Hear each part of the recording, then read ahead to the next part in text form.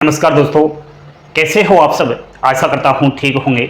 अभिषेक classes के YouTube platform पर आपका स्वागत है। दोस्तों, हर साल डाक घरों के अंदर, पोस्ट ऑफिसों के अंदर, ग्रामीण क्षेत्रों में, शहरी क्षेत्रों में ग्रामीण डाक सेवक जीडीएस के पदों पर लाखों भर्तियां आ रही है और हर साल लाखों अभ्यर्थी, युवा साथी जो बेरोजगार है वो नौकरी लेते हैं। कोई एग्जाम्स वगैरह नहीं होती, 10वीं की परसेंटेज से डायरेक्ट नौकरी लग जाती है। इस जीडीएस की भर्ती के बारे में बहुत सारे अभ्यर्थी अनजान है। जीडीएस की नौकरी स्थायी है या अस्थायी, सरकारी है या प्राइवेट है। कुछ साल नौकरी करने के बाद क्या बाद में जीडीएस से हटा दिया जाएगा? बड़ी इंपॉर्टेंट बातें करूंगा। इस वीडियो को लास्ट तक अगर आप देख लोगे तो समझिए आपकी जिंदगी बन जाएगी, क्योंकि हमेशा अभिषेक क्लासेस ऐसी कंटेंट आपको प्रोवाइड करवाता है जिसमें आपके सवालों का जवाब छिपा हुआ है। बोर्ड पर ध्यान दीजिए, तब समझ में आएगा। चैनल पर पहली बार विजिट कर रहे हो तो सब्सक्राइब कर लेना, बेल आइकन वाला बटन दबा देना। अपनी प्यारी प्यारी उंगलियों से एक बार लाइक का बटन दबाकर अपना प्यार दीजिएगा। देखिए दोस्तों, जीडीएस भर्ती स्थायी या अस्थायी, इस विषय पर चर्चा करेंगे। साल 2023 में जीडीएस की 85,000 से प्लस नौकरियां आई और इतने कैंडिडेट्स नौकरी ले चुके हैं। ध्यान देना, जीडीएस का सिलेक्शन बिना एग्जाम्स के होता है। 10वीं की परसेंटेज को देखकर मेरिट लिस्ट निकल जाती है और डायरेक्ट नौकरी लग जाती है। दोस्तों, आपने केवल जीडीएस का नाम सुना है। जीडीएस में 3 प्रकार के पद आते हैं।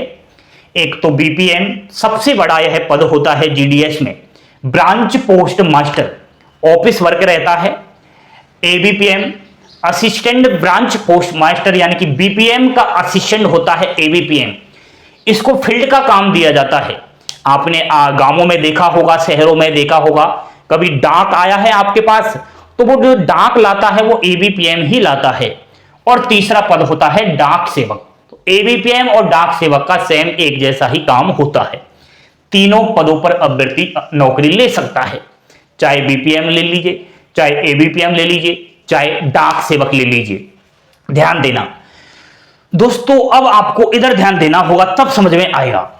जीडीएस की जो भर्ती का प्रोसेस है, इसके बारे में काफी टाइम पहले रूल्स बन चुके, जब हमारा जन्म ही नहीं हुआ उससे पहले सन 1964 में रूल आया। इस रूल्स में फिर से नया बदलाव किया गया 2001 में।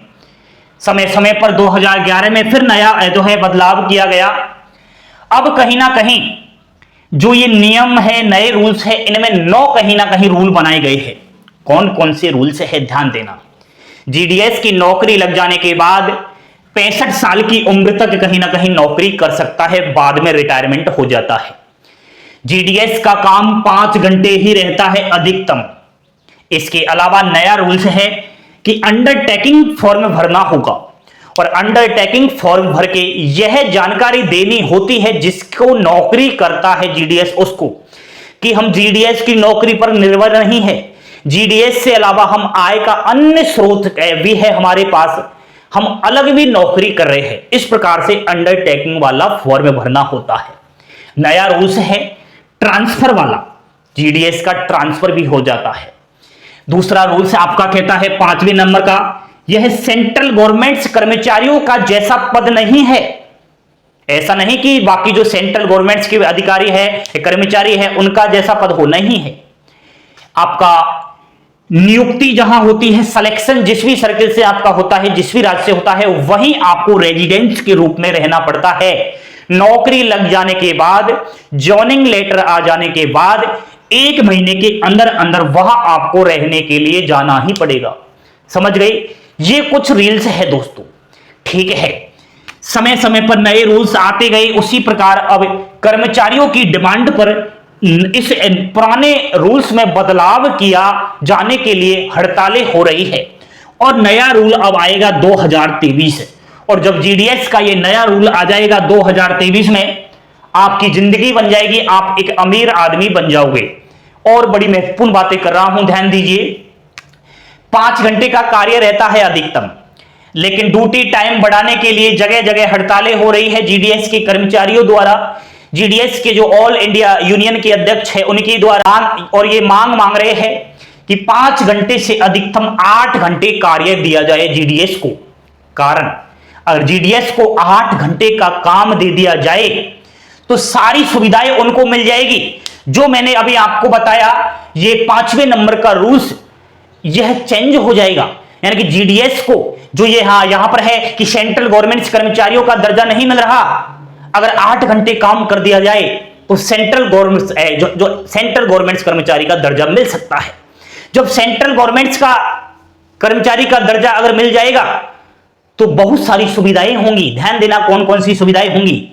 जैसे मेडिकल की सुविधा जीडीएस को मिलेगी, टीए ट्रांसपोर्ट अलाउंस मिलेगा, पेंशन की सुविधा मिलेगी और वेतन में बढ़ोतरी होगी। जीडीएस का वेतन मात्र 15,000 है, तो 15,000 से डायरेक्ट 25 से और 30,000 सैलरी हो जाएगी। और बाकी जो गवर्नमेंट कर्मचारियों को अलाउंसेस दिए जाते हैं वह मिल जाएंगे 8 घंटे की अगर ड्यूटी कर दी जाए। ध्यान देना दोस्तों, अब जो हम यहां से शुरुआत कर रहे थे उसको खत्म ही करना है कि जीडीएस की जॉब स्थायी है या अस्थायी।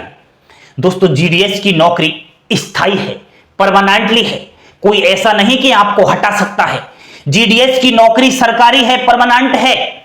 आपका इसमें डीए मिलता है, एक्स्ट्रा अलाउंसेस मिलता है, सैलरी मिलता है और सरकार के द्वारा आपको वेतन दिया जाता है।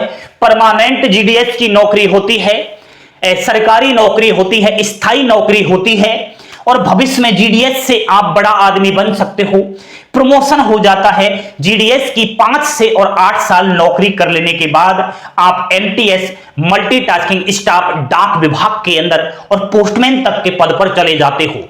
डिपार्टमेंटली प्रमोशन होते रहते हैं। तो कौन कहता है कि जीडीएस की नौकरी अस्थायी है? कौन कहता है कि जीडीएस की नौकरी से हटा दिया जाएगा? ये फालतू की अफवाहों से अगर बचना है तो आज ही अभिषेक क्लासेस को ज्वाइन कीजिएगा, एक बार जीडीएस की नौकरी कीजिए। मैं कहता हूं आपका भविष्य बन जाएगा।